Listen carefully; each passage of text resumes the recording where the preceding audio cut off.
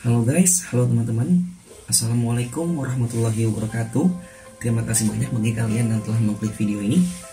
Balik lagi di channel Malas Amin. Di video kali ini gue akan coba membahas mengenai peralatan yang kalian wajib punya untuk melakukan suatu pendakian gunung atau hiking ya teman-teman. Yang sama-sama kita ketahui, pendakian gunung itu merupakan salah satu cara yang paling mudah, khusus untuk kita mudah, untuk menikmati alam, mencari suasana, mencari persahabatan, mencari cinta.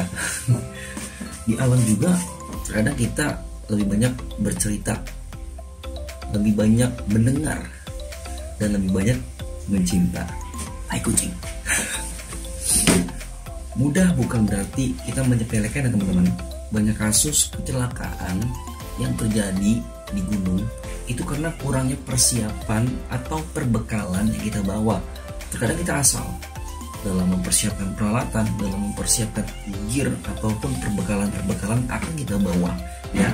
Penentuan atau pemilihan peralatan dan gear yang harus kalian punya dan kalian harus pakai dan menggunakan dan bawa pada saat melakukan hiking itu sangat menentukan kenyamanan dan keamanan kita dalam hiking ya. Memang benar, gear itu bukanlah segalanya. Gear itu tidak harus yang mahal, tidak harus yang bagus banget. Ya memang benar. Namun yang perlu kita ingat teman-teman, kualitas gear yang kita pakai dan yang kita bawa itu menentukan experience kita dalam melakukan suatu kegiatan pendakian gunung ya. Gear yang berbeda tentunya experience kita juga berbeda. Gear yang memiliki kualitas yang baik itu akan menunjang kita untuk lebih nyaman dan aman pada saat melakukan suatu kegiatan pendakian gunung. Di video ini gue akan share peralatan gunung yang perlu kalian beli, istilahnya punya ya. Akan ada 5 barang yang akan gue sebutkan yang menurut pendapat gue pribadi sih ya minimal kalian harus punya 2-3 peralatan tersebut ya teman-teman. Ya kalau memang mendesak ya silakan sewa ya. Tapi lebih baik sih minjam ke teman. Kalau sewa itu banyak digunakan oleh orang lain dan perawatannya pun kita tidak tahu ya, misalkan tenda. Dan di video ini juga gue akan berikan alasannya kenapa dan tipsnya dari masing-masing peralatan tersebut. Memang basic sih, namun gue rasa masih banyak teman-teman yang akan melakukan kegiatan pendakian pertamanya. Awas ketagihan. Dan gue rasa juga informasi ini berguna bagi yang membutuhkan. Oke, kita langsung saja cus ke kontennya. Yang pertama, backpack, tas atau carrier. Iya dong, namanya juga backpacking, ya kan? Berarti yang pertama peralatan yang harus kalian beli dan punya adalah backpack itu sendiri. Ya. Yang sama-sama kita ketahui fungsi dari backpack, tas atau carrier itu ialah carry everything we need, mulai dari gear, logistik sampai survival kit. Baiknya dimasukkan ke dalam carrier ya, ataupun backpack ataupun tas. Jadi menurut gue carrier itu wajib kalian miliki ya, atau kalian beli. Pertama, oke, dalam pemilihan backpack yang benar, ada baiknya kalian mengetahui beberapa hal. Pertama ialah ukuran torso kalian. Ukuran torso kalian itu mulai dari sini sampai pinggang ya, itu ukuran torso kalian. Salah dalam pemilihan ukuran torso akan mengurangi kenyamanan kalian pada saat melakukan hiking ya, karena backpack pada saat kita gunakan akan menyentuh bokong dan akan ada longgar di bahu kita, tidak ngepres karena akan ada bagian kosong, celah kosong longgar kalau misalkan ukuran torso kalian itu tidak tepat ya. Maka jangan sampai kalian tergiur dengan carrier import yang jual murah tapi torso L sedangkan ukuran badan kalian itu relatif pendek ya, itu akan sangat-sangat tidak nyaman digunakan. Dan yang kedua yaitu jenis bag system. Ada setidaknya 2 jenis bag system yang familiar atau yang biasa kita dengar atau lihat di sepanjang kita melakukan suatu kegiatan pendakian ya. Ada yang jenis busa atau foam dan ada yang jaring ya. Masing-masing dari kedua jenis tersebut memiliki kelebihan dan keunggulannya ya. Kelebihan foam itu lebih empuk dan lebih memeluk ya. Jadi cocok untuk kalian nih yang jiwa-jiwa porter ya, untuk jiwa-jiwa porter yang biasanya ngangkut beban berat, karena punggung kalian itu akan lebih dipeluk dan empuk experience-nya pada saat kalian menggunakan jenis back system foam. Sedangkan yang jaring itu lebih breathable atau bernafas ya, dan lebih ringan dibandingkan dengan yang foam atau busa tadi. Jadi masing-masing back system itu memiliki keunggulannya ya. Kalau kalian sering membawa yang berat-berat, yang lebih baik menggunakan yang foam. Kalau kalian yang tidak membawa beban yang berat, ya silakan pakai yang jaring, karena dia lebih breathable, jadi lebih adem ya, lebih bernafas gitu. For your information, ada juga jenis backpack yang tidak menggunakan back system. Itu biasanya digunakan oleh pendaki-pendaki yang sudah menggunakan atau menerapkan konsep ultralight. Jadi tidak ada back systemnya. Biasanya back system itu digantikan oleh matras aluminium foil, atau bisa pakai seat pad tempat duduk busa, itu dijadikan back system. Yang kedua, sleeping bag. Pemilihan sleeping bag yang baik dan yang benar tentunya akan membuat tidur kalian itu lebih nyaman dan aman. Karena menurut gue, kualitas tidur pada saat melakukan pendakian itu menentukan kebugaran fisik kalian di esok harinya, pada saat kalian summit attack ataupun pada saat kalian turun kembali ke base camp ya, ataupun melanjutkan perjalanan kalian. Ada 3 jenis isian atau bahan yang biasanya digunakan pada sleeping bag. Yang pertama ada polar, Dacron, dan bulu angsa.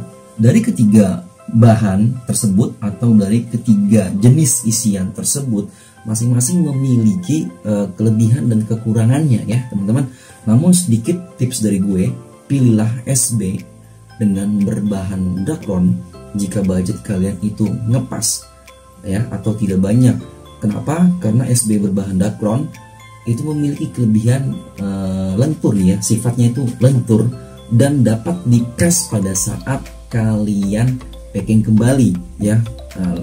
Dacron ini lebih lentur dibandingkan dengan polar. Jadi pada saat kalian packing, SB kalian bisa kalian press, jadi tidak memakan volume backpack atau carrier. Information, SB juga merupakan salah satu gear terberat dan memiliki packingan besar. So, untuk teman-teman, jangan memilih SB dengan ukuran packing yang teramat besar dan memiliki bobot yang lebih dari 1 kg ya, karena itu sangat-sangat tidak nyaman ya, selain berat dan memenuhi isi carrier selain tenda.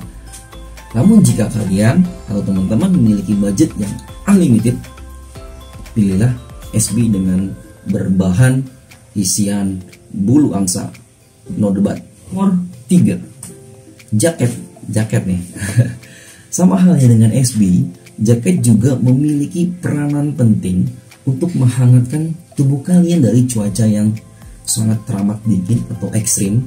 Untuk pembahasan lebih detail, kalian bisa cek video gue tentang jaket, link ada di kanan atas. Nomor 4, tenda. Oke, tenda merupakan rumah kalian pada saat mendaki. Tenda melindungi kalian dari angin, dari hujan, binatang, bahkan menghindari kalian dari melihat sang tuan rumah di malam hari. Sama halnya dengan SB juga, tenda merupakan gear yang paling besar dan yang paling berat. Untuk itu kalian harus tahu kategori-kategori tenda yang ada di marketplace ataupun yang dijual oleh seller-seller gitu kan. Biasanya ada tenda konvensional, ada tenda lightweight, ada tenda ultralight ya.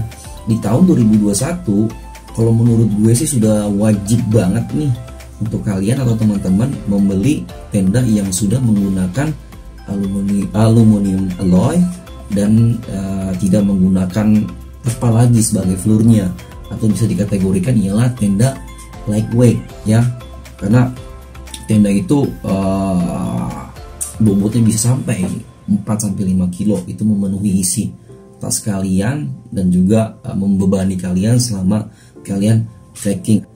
Memang agak lebih mahal sedikit, tapi yang lebih murah juga banyak kok dari tenda-tenda yang masih menggunakan fiber dan terpal. Memang betul, pilihlah tenda sesuai budget, namun ada baiknya tentukanlah tenda yang paling make sense untuk kalian beli ya, mulai dari harga, bahan, kapasitas, sampai berat ya. Jika memang budget kalian belum sampai, lebih baik nabung, karena sekali lagi tenda merupakan investasi jangka panjang untuk kalian melakukan suatu kegiatan pendakian. Untuk rekomendasi tenda yang worth it untuk kalian beli, silahkan cek video gue yang lainnya, link ada di kanan atas. Dan yang terakhir ialah sepatu. List terakhir, gear yang wajib kalian punya atau beli ialah sepatu. Pada saat kalian melakukan pendakian, baik naik ataupun turun, alas kaki yang kalian gunakan sangat krusial ya dalam melindungi kalian pada saat trekking atau running, agar terhindar dari cedera, mulai dari selip, kepleset, sampai kaki kita membentur akar ataupun batu ya. Maka gunakanlah sepatu. Jangan sekali-sekali kalian mendaki menggunakan sendal. Gunakan sendal hanya pada saat kalian sudah sampai di campsite area, jangan pada saat kalian trekking ya. Tips dari gue pada saat menentukan sepatu yang akan kalian beli ialah yang pertama, size. Lebihkan 1 sampai 2 ukuran agar tidak terlalu sempit ya. Sepatu yang terlalu sempit menyebabkan jari kalian akan luka atau terasa sakit pada saat turun. Yang kedua, bahan yang digunakan. Gue lebih merekomendasikan sepatu yang tidak waterproof atau sepatu yang tidak tahan air ya teman-teman, dibandingkan dengan sepatu yang waterproof. Kenapa? Ada alasannya. Karena kita negara tropis, pada saat kita trekking tentunya kaki kalian itu butuh udara, atau setidaknya kaki kalian itu pasti akan panas dan berkeringat. Sepatu waterproof itu tidak breathable, atau breathable-nya tidak se-breathable yang tidak waterproof. Jadi lebih baik gunakan sepatu yang tidak waterproof, karena akan lebih udara, angin lebih gampang masuk di sepatu tersebut. Dan yang ketiga, jenis sepatu ya. Gunakan sepatu yang uppercut jika beban kalian itu berat ya, atau biasa kalian bawa beban berat, itu gunakan sepatu yang melindungi mata kaki, di atas mata kaki atau uppercut ya. Jika kalian sudah menggunakan konsep lightweight atau ultra light, gue lebih merekomendasikan sepatu yang low cut ya, atau trail run. Kenapa? Karena sangat jelas sepatu yang low cut atau yang trail run itu lebih ringan ya, itu membantu Anda untuk meringankan pada saat mobilitas yang tinggi di kegiatan pendakian. Dan yang terakhir, runner's knot atau lubang tambahan pada sepatu. Selalu gunakan runner's knot atau lubang tambahan yang tersedia pada sepatu kalian pada saat kalian turun, karena itu akan menjaga kaki kalian agar tidak goyang dan meminimalisir cedera ankle. Oke teman-teman, kita sudah di akhir video. Dari kelima gear yang tadi sudah gue sebutkan atau gue paparkan, kalian setuju gak? Silahkan tulis komentar di bawah. Oke, terima kasih banyak telah nonton video ini. Semoga video ini membantu teman-teman dalam memilih atau menentukan gear pertama yang akan kalian beli. Kita ketemu lagi di video-video selanjutnya. Terus dukung channel ini dengan cara subscribe, like, dan komen. Kita ketemu lagi di kesempatan berikutnya. Assalamualaikum warahmatullahi wabarakatuh. Bye bye. Salam lestari.